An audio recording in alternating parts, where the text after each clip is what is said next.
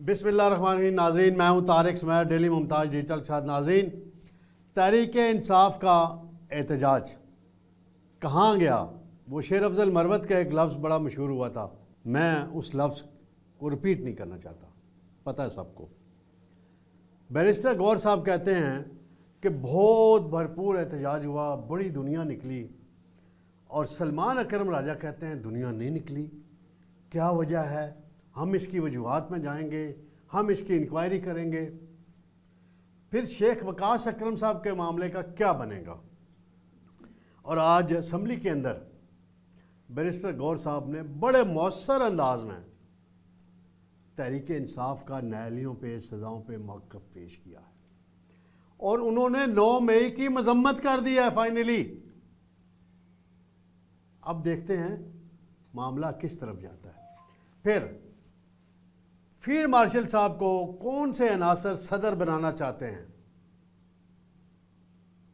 कभी क्या बात आती है भाई, DGISPR ने फिर तरदीद कर दी है, वजाहत कर दी है इस बात की कि वो सदर पाकिस्तान नहीं बन रहे।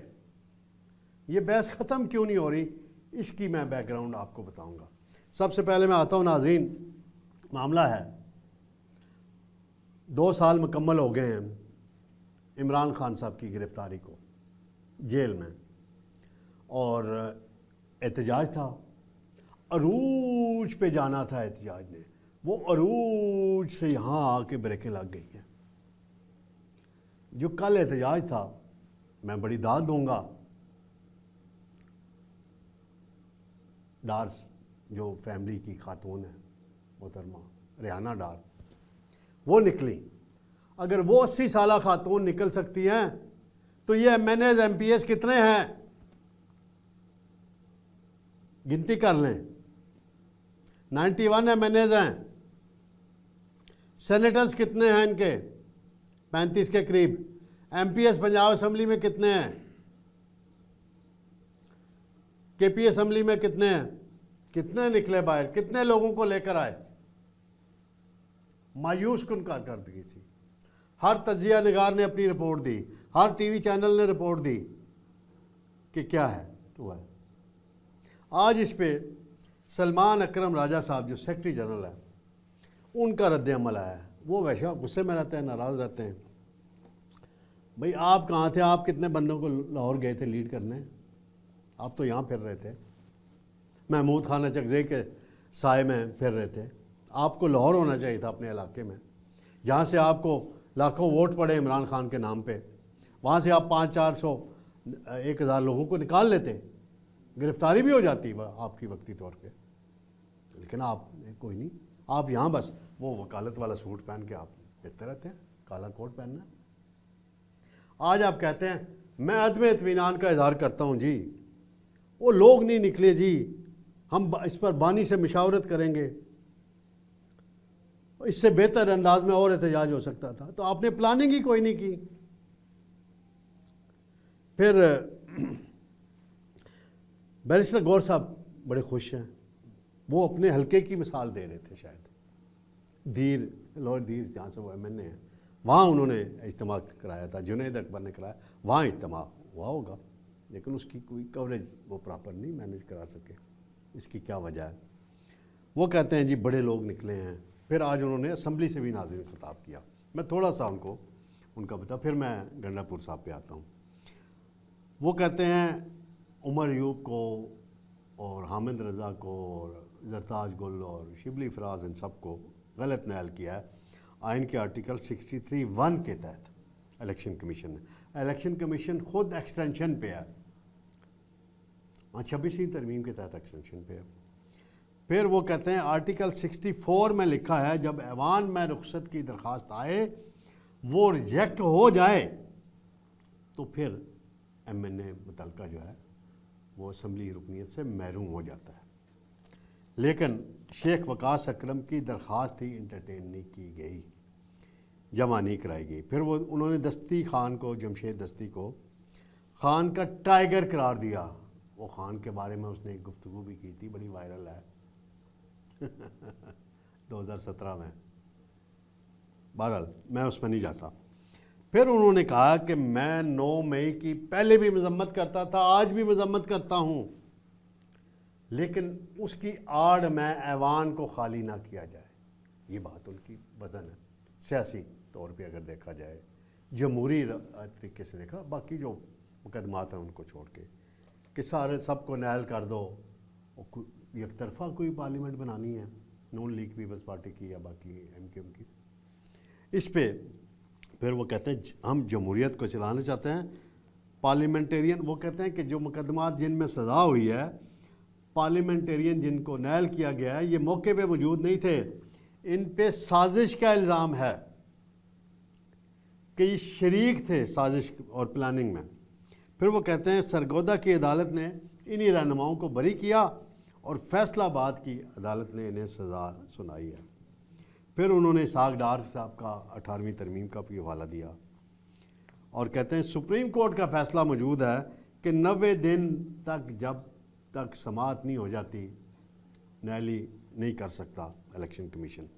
پھر انہوں نے ریکویسٹ کی کہ شیخ وقاص اکرم کے معاملے میں نرمی کی جائے، انہیں ان کا ایشو کلوز کر دیا جائے. یہ ان کا ورشن تھا. اعظم نذیر تارڑ وزیر قانون ہیں، انہوں نے اس کا جواب دیا اور وہ کہتے ہیں کہ نواز شریف کے خلاف 3 الگ الگ ریفرنس بنائے گئے تھے، حالانکہ ایک ہی ریفرنس میں کور ہو سکتا تھا.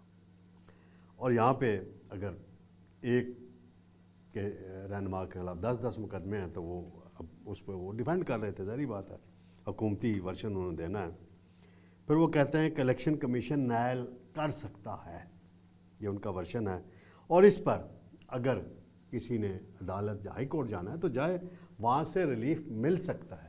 جیسے انہوں نے مثال دی جمشید دستی نائل ہوا، حالانکہ اس کو سزا وہ نہیں ہوئی، ڈگریوں کے معاملے میں ہوا، الیکشن کمیشن سے ہوا، اس کا کیس ڈیفرنٹ ہے، اس پہ اسٹے آرڈر ہو گیا، الیکشن کا عمل رک گیا ہے.